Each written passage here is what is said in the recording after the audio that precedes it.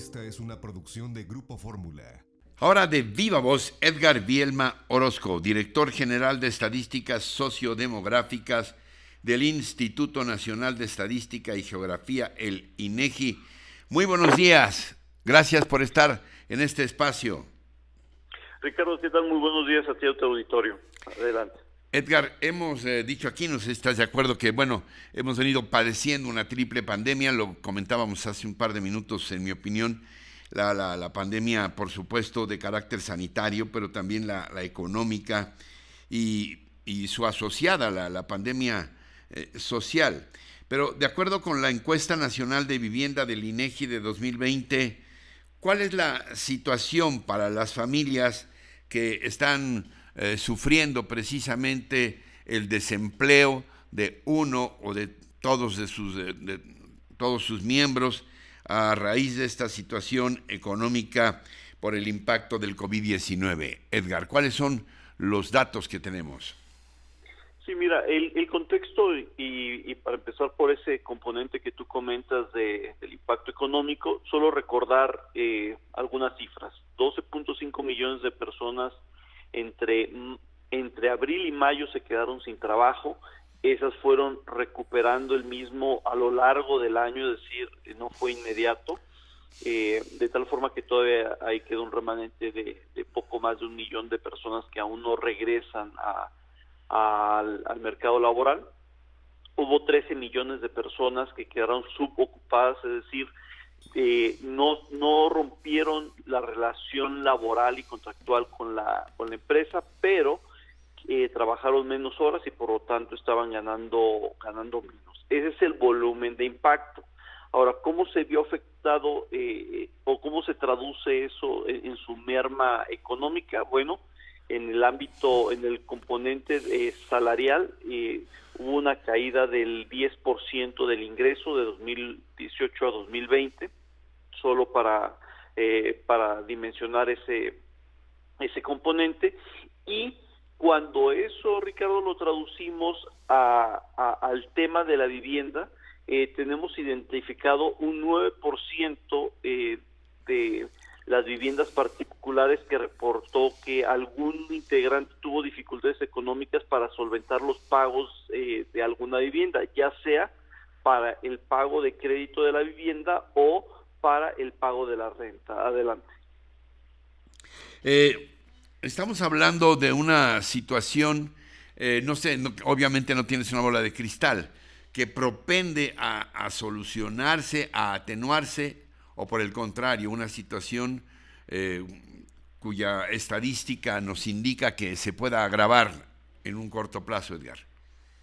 Bueno, mucho va a depender del tipo de comportamiento de la enfermedad. Como ya sabemos, tuvimos un primer impacto, es decir, la primera cepa lo que generó es un impacto diferenciado, es decir, primero tuvimos una ola de fallecimientos alrededor de junio, julio y agosto. Hubo una atenuación, volvió a elevarse este impacto de manera significativa a finales de diciembre y hasta febrero, marzo. Eso volvió a tener un segundo impacto y por lo tanto, tanto en el ámbito de la salud como en el ámbito de la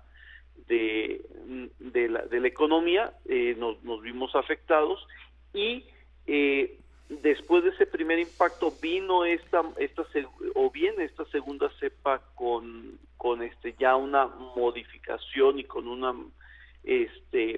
mayor efectividad de propagación y que ha empezado a elevar un poco las alertas. Y digo un poco porque el impacto no ha sido del mismo tamaño que en la primera ocasión, derivado de que hemos estado detectando que de alguna u otra manera el tema de las vacunas en alguna de la población, sobre todo la adulta mayor, que recordemos fue casi la mitad de los fallecimientos de los que se presentaron durante 2020, pues correspondió a esta población de 64 años y más.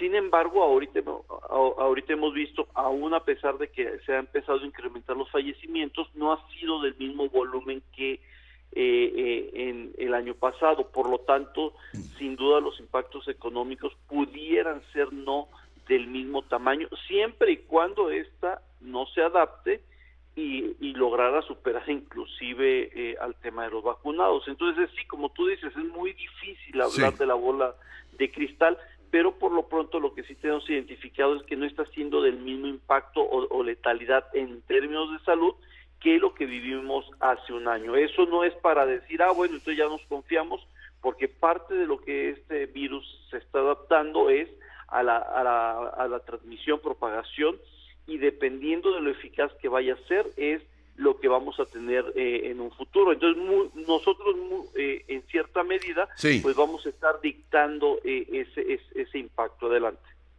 Edgar, tenemos todavía un minuto. ¿Algún otro aspecto importante de este trabajo del INEGI del que no te haya preguntado? Sí, mira, pues sobre todo el reflejo de las entidades federativas, porque ya nosotros teníamos identificado que hay entidades federativas mucho más afectadas que otras, particularmente las del sector terciario. Sí. Ya tanto en el ámbito laboral como en el ámbito económico habíamos advertido que Quintana Roo principalmente, pero también Baja California habían sido de los más afectados. En términos de lo que me comentabas de la vivienda, por ejemplo, ya te había dicho que el 9% fueron afectados, pero particularmente Quintana Roo del 26% y Baja California del 17%, Ricardo. Entonces, solo para también ser muy enfáticos y que nuestro auditorio internalice cómo hay entidades que fueron más afectadas que otras. Adelante. Gracias, Edgar. Gracias.